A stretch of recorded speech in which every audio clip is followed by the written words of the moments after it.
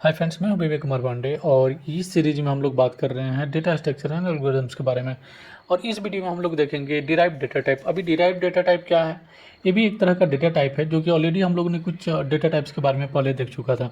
इसके पहले का जो वीडियो था उसमें हम लोगों ने समझा था कि डेटा टाइप क्या है, और डेटा टाइप का दो टाइप भी हम लोगों ने देखा था, प्रिमिटिव डेटा टाइप एंड एक यूजर डिफाइंड डेटा टाइप। ये दोनों हम लोग समझ चुके हैं। अब जब ये दोनों अगर हम लोग समझ चुके हैं तो डिराइव्ड डेटा टाइप को हम लोग को समझना बहुत ही आसान है। जैसा कि मैंने पिछली वीडियो में बोला था कि एक और डेटा टाइप होता है, लेकिन जब आप प्रिमिटिव डेटा टाइप और यूजर डिफाइंड डेटा टाइप आप समझ जाएंगे तो डिराइव्ड डेटा टाइप आपको लिए समझना आसान रहेगा। तो यहाँ पे आप देख रहे हैं मेरे स्क्रीन पे मैंने यहाँ पे एक डिफिनीशन दिया हुआ है डिराइव्ड डेटा टाइप्स के बारे में।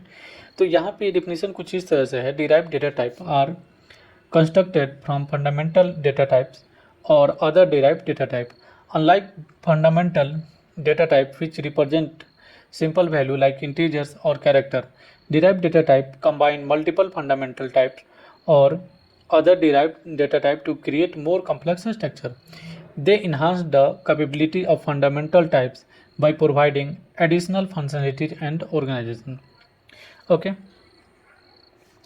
तो यहाँ पे ये जो डिफिनीशन है वो इस तरह से बोल रहा है कि derive data type are constructed from fundamental data type और अदर डिराइव टाइप्स। ओके, इसका मतलब ये है कि जो डिराइव टाइप्स है, ठीक है, वो कंस्ट्रक्ट होता है, मतलब कि उसको बनाया जाता है फंडामेंटल डेटा टाइप और अदर डिराइव टाइप को लेके। ठीक है, अभी फंडामेंटल डेटा टाइप क्या है? फंडामेंटल डेटा टाइप ऑलरेडी हम लोग देख चुके हैं। जैसे कि मैंने बोला आपको कि इंटीजर और कैरेक्टर जो ऑलरेडी हम लोग डेटा टाइप देख चुके हैं, इंटीजर है, कैरेक्टर है, बुलियन है, फ्लोट है, ये सभी फंडामेंटल डेटा टाइप है जो कि बेसिक डेटा टाइप है, राइट। तो उनका यूज करके आप क्या कर सकते हैं, यहाँ पे डिराइव डेटा टाइप को बना सकते हैं। कितना ये सिंपल है इसको समझना कि डिराइव डेटा टाइप क्या है। आप फंडामेंटल जो डिराइव डेटा टाइप है जिसका यूज करके आप बना सकते हैं। फंडामेंटल में क्या आ जाएगा? आपका इंटीजर आ जाएगा, स्ट्रिंग आ जाएगा, कैरेक्टर आ जाएगा, बाइट आ जाएगा, बुलियन आ जाएगा, ये सभी तो है फंडामेंटल डेटा टाइप्स। या फिर यहाँ पे एक और चीज़ दिया है, और अदर डिराइव डेटा टाइप। या फिर अगर आपने ऑलरेडी एक डेटा टाइप बनाया हुआ है डिराइव डेटा टाइप, अभी डिराइव डेटा टाइप आप फंडामेंटल से बनाएंगे, और अगर डिराइव डेटा टाइप ने बना दिया है तो उसको लेके भी आप एक डिराइव डेटा टाइप बना सकते हैं। ठीक है, उसके बाद वही सेम चीज़ यहाँ पे है, like fundamental data type which represent simple value like integers और characters. Derive data type combine the multiple fundamental types और other derive type to create the more complex structure. More complex structure बनाने के लिए आप क्या कर सकते हैं, जो मल्टीपल जो फंडामेंटल है, जैसे स्ट्रिंग का ले लिए, इंटीजर का ले लिए, सबको लेके अपने एक ग्रुप बना के अपने डिराइव डेटा टाइप यहाँ पे आप बना दिए। They enhance the capability of fundamental types by providing the additional functionalities and organisation. ठीक है, ओबियसली अगर आपने बहुत सारी चीज़ों को मिला दिया है तो उसका कैपेबिलिटी काफ़ी बढ़ जाएगा। ठीक है, जो फंडामेंटल है उतने से आप सीमित नहीं रह गए हैं। अभी आपने एक डिराइव डेटा टाइप बना दिया, उसमें आपको चाहिए तो आप स्ट्रिंग यूज कर लो, आपको चाहिए तो आप कैरेक्टर यूज कर सकते हैं, आपको बुलियन यूज कर सकते हैं, फ्लोट वैल्यू यूज कर सकते हैं। ठीक है, तो ये सब क्या है कि जो कैपेबिलिटीज़ है, ठीक है, उसको ज़्यादा इन्हांस कर रहा है कुछ एक्स्ट्रा चीज़ आपको करके। ठीक है, जैसे कि सबको कंबाइन कर रहे हैं आप, तो उसको करके आप इसकी जो डेटा टाइप है उसका कैपेबिलिटी आप बढ़ा सकते हैं। ओके, अभी हम लोग देखते हैं कि डिराइव डेटा टाइप में क्या क्या डेटा टाइप है। ठीक है, तो यहाँ पे मैं सी का एग्जांपल मैं लिया हूँ। ठीक है, तो यहाँ पे जब मैं सी का एग्जांपल लिया हूँ तो उसके हिसाब से मैं यहाँ पे जो डिराइव डेटा टाइप है वो है, लेकिन डिफरेंट लैंग्वेजेज में ये डिफरेंट चेंज हो सकते हैं। सी चूँकि बेसिक लैंग्वेज है, ठीक है, क्योंकि सबको सी आता है, या फिर नहीं आता है तो आप बेसिक सी समझते ही हैं। ठीक है, तो इसलिए मैंने सी लैंग्वेज का यहाँ पे सी लैंग्वेज के साथ मैंने इसको बताया है। अभी सी लैंग्वेज को जो सपोर्ट करता है, सी लैंग्वेज को जो सपोर्ट करता है उसमें डेटा टाइप क्या है? एरे है, फंक्शन है, पॉइंटर है, यूनियन है, स्ट्रक्चर है। एरे क्या है? तो इसका डिफिनेशन यहाँ पे मैंने दिया हुआ है। हालांकि इसको ना हम लोग एक अलग वीडियो में पूरी डिटेल्स के साथ देखेंगे। यहाँ पे आपको थोड़ा सा कन्फ्यूजन ना रहे कि एरे क्या है, तो थोड़ा सा मैं इसके बारे में आपको बता देता हूँ, लेकिन इसके बारे में हम लोग का एक कंप्लीट वीडियो होगा जिसमें full array, function, pointer, union, structure सब के बारे में हम लोग देखेंगे। ठीक है, तो the array basically refers to a sequence, order sequence of the finite number of data items from the same data type share the one common name. Okay, अभी इसको एक एग्जांपल के साथ समझते हैं। तो यहाँ पे मैं एक सिंपल सा मैं एक वेरिएबल बना लेता हूँ। सपोज मान लीजिए कि यहाँ पे मैंने एक इंटीजर एक मैंने वैल्यू बनाया, ठीक है। अब इंटीजर में सपोज मैंने एक वैल्यू बना लिया एक्स, इंटीजर का मैंने वेरिएबल बनाया, उसका नेम रख दिया मैंने एक्स, और इसके अंदर मैंने वैल्यू असाइन कर दिया 10, ठीक है। अभी एक तो हो गया कि यहाँ पे मैंने इंटीजर बना दिया और 10 मैंने इसके अंदर स्टोर कर दिया। लेकिन मुझे इस तरह से सपोज मान लीजिए कि मुझे यहाँ पे 5 वैल्यू बनाना है, तो उसके लिए मैं क्या करूँगा, तो यहाँ पे मैं सपोज इंट मैं ए बना लेता हूँ, ए के अंदर मैं डाल दूँगा 5, फिर से इंट मैं बी बनाऊँगा और इसके अंदर मैं डाल दूँगा सपोज 15, फिर से मैं इंट सी बनाऊँगा और इसके लिए मैं वेरिएबल का नाम तो कुछ भी रख सकते हैं, ओके। और यहाँ पे मैं डाल देता हूँ 20, फिर से सेम इसी तरह से मैं इंट डी बनाता हूँ और इसके अंदर मैंने वैल्यू डाल दिया 100, ठीक है। तो यहाँ पे एक आपका एक्स हो गया और ये 4 हो गया, ए बी सी डी, ये बोल के हो गया आपका टोटल। यहाँ पे 5 वेरिएबल मैंने बना लिया और 5 वैल्यू को मैंने स्टोर किया है, जो कि जिसका वैल्यू है वो इंटीजर टाइप का है। लेकिन इतना बड़ा लिखने से, इतना सारा चीज़ हमको लिखने से बढ़िया है कि मैं क्या करूँगा कि मैं एरे बना लूँगा, ठीक है। वो एरे क्या होगा कि उसमें मैं एक एरे के अंदर मैं एक वेरिएबल बनाऊंगा और वो क्या करेगा, वो स्टोर करेगा 10 या 5 या जितने भी आप वैल्यू चाहिए, ठीक है, उसको स्टोर करेगा और वेरिएबल आपका एक ही रहेगा। अभी ये कैसे होगा देखिए, उसके लिए सिंपल क्या करना है कि आप यहाँ पे एक वेरिएबल बना लीजिए, ठीक है। सपोज मान लीजिए कि आपने एक वेरिएबल बना लिया बी, ये बी छोड़िए, इसको मैं वाई कर देता हूँ, वाई, ओके। उसके बाद से आपको यहाँ पे एक ब्रैकेट ओपन और क्लोज करना है, ठीक है, और इसके अंदर आप वैल्यू डाल देंगे, हाँ यहाँ पे वैल्यू डाल देंगे 5, 15, 20, 100, ठीक है।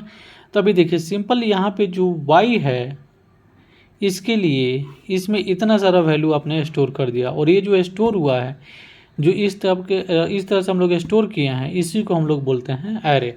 अभी यहाँ पे 5 हो गया, 15 हो गया, 20 हो गया, 100 हो गया, इसके अंदर आप जितना चाहें उतना आप स्टोर यहाँ पे कर सकते हैं, ठीक है।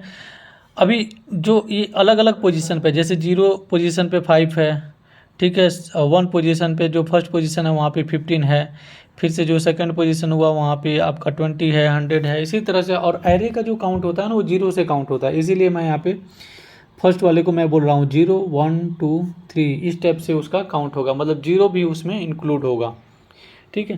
तो ये जो है ना एरे का कंसेप्ट है, बहुत ज़्यादा सिंपल है। अगर आप सेम आप नंबर के लिए बना रहे हैं, ठीक है, तो यहाँ पे नेम के लिए बना रहे हैं, तो यहाँ पे इन्वर्टेड कामा में आप नेम दे के यहाँ पे आप बनाते जा सकते हैं, जितना भी आप चाहें उतना बना सकते हैं, ठीक है।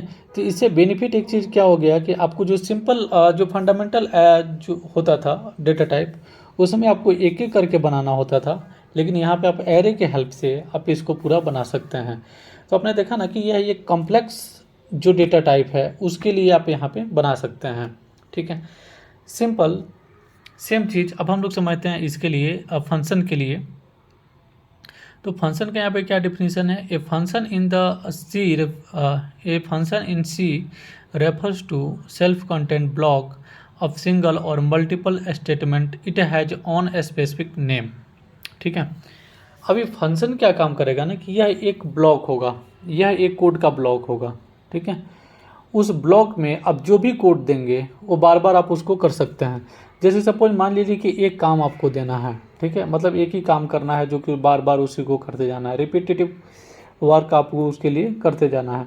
अभी हर बार आप उस फंक्शन को रन करने के लिए आप क्या करेंगे कि हर बार उसको लिखने से बजाय उसके लिए क्या करेंगे, आप एक फंक्शन बना देंगे। फंक्शन क्या काम करेगा, फंक्शन के लिए क्या करना होता है, यहाँ पे एक फंक्शन एक कीवर्ड है, ठीक है, उसको आपको देना होगा। उसके बाद से जो फंक्शन का नेम है वो देना होगा, ठीक है। और उसके बाद यहाँ पे करली ब्रेसेस के अंदर जो भी आप कोड एग्जीक्यूट कराना चाहते हैं वो आप यहाँ पे दे सकते हैं। और जब भी आप इस फंक्शन के नेम को जो यहाँ पे आपने यहाँ पे दिया हुआ है, सपोज यहाँ पे अपने फंक्शन का नेम दे दिया है माई फंक्शन, ठीक है, इसी को आपको यूज करना है। अब आप इसका यूज माई फंक्शन का यूज कहीं भी कोड में कहीं भी कर सकते हैं और इस सेम जो इस फंक्शन के अंदर जो कोड है वो एग्जीक्यूट हो जाएगा, ठीक है। अभी जितने बार आप इसके यूज करेंगे उतनी बार ये एग्जीक्यूट होते जाएगा। तो बार बार ये जो पूरा फंक्शन के अंदर का कोड है वो आपको दूसरी जगह पर लिखने का जरूरत नहीं है। आपने क्या किया, इस नेम के लिए इस पूरे कोड ब्लॉक को आपने दे दिया कि जब भी मैं ये नेम कॉल करूँगा तो ये पूरा कोड ब्लॉक यूज हो जाएगा। ठीक है, और ये सबको ये क्या करेगा, इसको रन कर देगा। तो ये भी बहुत सिंपल सा टास्क है। अगर सपोज मान लीजिए कि आपके पास रिपीटेटिव वर्क है और उसको बहुत सारी जगह पे दिखाना है, तो आप एक फंक्शन बना लीजिए, उस फंक्शन का नेम दे दीजिए, और वो काम जब भी आप उस नेम को कॉल करेंगे वो ऑटोमेटिक उस काम को करते जाएगा। ठीक है, अब यहाँ पे देखते हैं कि पॉइंटर्स क्या है। तो यहाँ पे जो डिफिनीशन दिया हुआ है, the pointers in C language refers to some special form of variable that one can use the holding the other variable address। Okay, ये क्या बोल रहा है ना, ये पॉइंटर में क्या होगा कि आप एक वेरिएबल बनाए हैं, ठीक है, और ये वेरिएबल का जो एड्रेस है उसको ये पॉइंट करेगा। अभी सपोज मान लीजिए कि यहाँ पे आपने एक पॉइंटर बनाया, ठीक है, यहाँ पे जो पॉइंटर का आपने एक बॉक्स बना देता हूँ मैं यहाँ पे।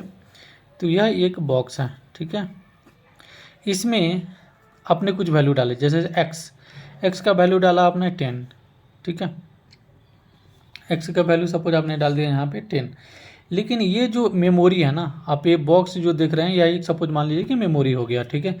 अभी इस एक्स का वैल्यू आपने 10 डाला है, ठीक है, इस जगह का कुछ एड्रेस होगा इसमें मेमोरी में, ठीक है, जो आपका कंप्यूटर मेमोरी है, वहाँ पे जो आपने x = 10 को स्टोर किया है, यह एक मेमोरी पे स्टोर होगा, ठीक है, और जिस मेमोरी पे स्टोर होगा, ठीक है, उसका कुछ एड्रेस होगा। तो सपोज मान लीजिए उसका एड्रेस हो गया 1000, ठीक है।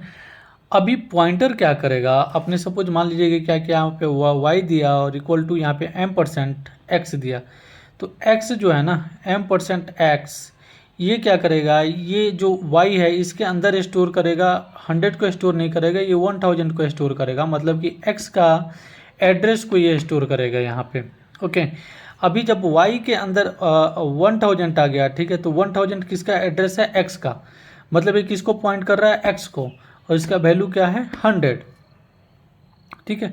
तो ये है बेसिकली पॉइंटर का कॉन्सेप्ट। ये क्या करेगा, आपको वैल्यू को स्टोर करने के साथ क्या करेगा, आपको पॉइंट करेगा दूसरे जो वेरिएबल हैं, ठीक है, उनके एड्रेस को ये स्टोर कर लेगा, ठीक है। अभी एड्रेस को ये स्टोर कर लिया तो उसके बाद से जो भी उसमें वैल्यू आएगा उसको, तो उस एड्रेस में जो भी वैल्यू स्टोर करेगा उस वैल्यू को वो दिखाते रहेगा, ठीक है। तो ये बेसिकली है पॉइंटर का कंसेप्ट, ठीक है। अभी हम लोग देखते हैं यूनियंस। अब हम लोग को दो चीज़ और है यहाँ पे, यूनियंस और स्ट्रक्चर, दोनों यहाँ पे हम लोग एक साथ देखेंगे, क्योंकि यूनियंस एंड स्ट्रक्चर दोनों जो है वो एक ही साथ यहाँ पे आता है, ठीक है। थोड़ा सा इसमें डिफरेंस है, वो मैं आपको समझाता हूँ।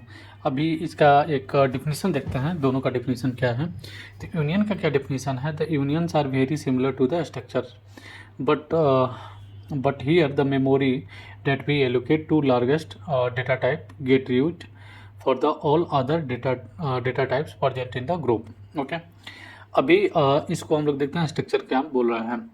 ये collection of the various different type of data type item that get stored into the continuous type of memory allocation known as structure in C, ठीक है। अभी यहाँ पे आपको देखने से पता ये चल रहा है दोनों को, अगर जैसा कि मैं बोल रहा हूँ कि यूनियन और स्ट्रक्चर दोनों एक जैसा होता है, सिर्फ डिफरेंस यहाँ पे है मेमोरी एलोकेशन का, ठीक है। यूनियन क्या करता है कि वो जितने भी आप उसमें, पहले तो इसमें हम लोग समझते हैं कि यूनियन और स्ट्रक्चर में क्या सिमिलरिटी है। यूनियन और स्ट्रक्चर में आप डिफरेंट टाइप के डेटा जो टाइप्स हैं, जैसे इंटीजर है, फ्लोट है, स्ट्रिंग है, कैरेक्टर है, सबको आप स्टोर कर सकते हैं। ये सेम काम आप यूनियन में भी कर सकते हैं। अभी यहाँ पे एक एग्जांपल के साथ देखते हैं। तो यहाँ पे लेफ्ट साइड में मैंने स्ट्रक्चर रखा है और यूनियन रखा है, ठीक है।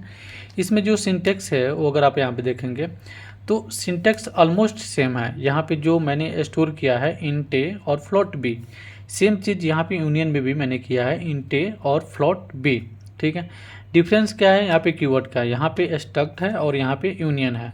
यहाँ पे जो एक्सी है सेम नेम मैंने इसको दिया है, और यहाँ पे जो वेरिएबल है वो एक्स है, ठीक है।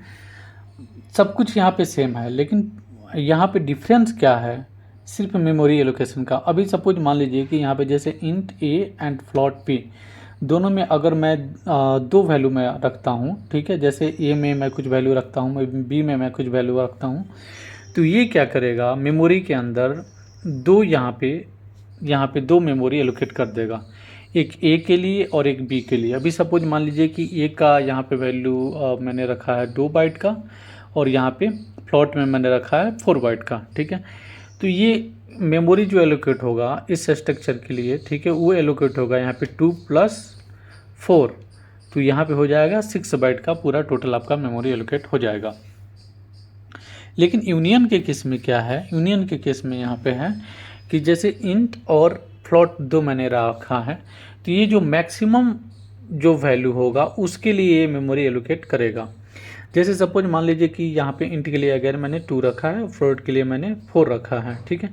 तो यहाँ पे क्या होगा कि ये जो मैक्सिमम वैल्यू है, ठीक है, मैक्सिमम बाइट है, जैसे फ्लोट का मैंने रखा है 4, तो इसका 4 बाइट का यहाँ पे मेमोरी क्रिएट होगा, केवल ये ऑक्युपाई करेगा 4 बाइट।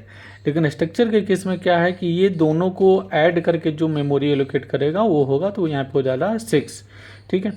लेकिन यहाँ पे एक चीज़ है कि यहाँ पे सपोज मान लीजिए कि आप यूनियन में किसी भी एक वैल्यू को ही स्टोर कर सकते हैं एट ए टाइम। अगर आप सोचेंगे कि ए को या बी को दोनों में स्टोर कर लूँ तो वो स्टोर नहीं होगा, कोई भी एक टाइम में एक ही वैल्यू को स्टोर कर सकते हैं और एक टाइम में एक ही वैल्यू को आप केवल गेट कर सकते हैं। लेकिन स्ट्रक्चर के केस में क्या है, स्ट्रक्चर के केस में आप दोनों वैल्यू को आप स्टोर कर सकते हैं और दोनों वैल्यू को आप गेट भी कर सकते हैं। तो ये जो है वो मेजर डिफरेंस है स्ट्रक्चर और यूनियन के बीच में, ठीक है। तो आई होप कि और ये जो चीज़ें हैं, जो स्ट्रक्चर है, यूनियन है, इसको डिटेल्स वीडियो में सारे जो डेटा टाइप्स हैं, ठीक है, उसको डिटेल वीडियो में हम लोग समझेंगे।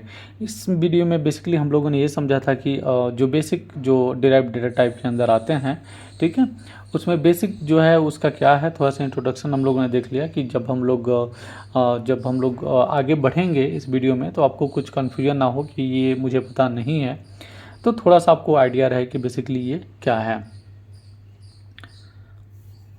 ओके, तो आई होप कि आपको ये डिराइव्ड डेटा टाइप में जो भी टाइप हैं हम लोग को उसमें आप वाकिफ़ हो गए हैं, आपको थोड़ा सा पता चल गया है कि जो डेटा टाइप हैं वो क्या हैं और डेटा टाइप में कितने टाइप्स हैं और कौन कौन से टाइप के अंदर क्या आते हैं, ये सब चीज़ें हम लोग देख चुके हैं। Thanks for watching this video, मिलते हैं नेक्स्ट वीडियो में, तब तक के लिए टेक केयर, बाय।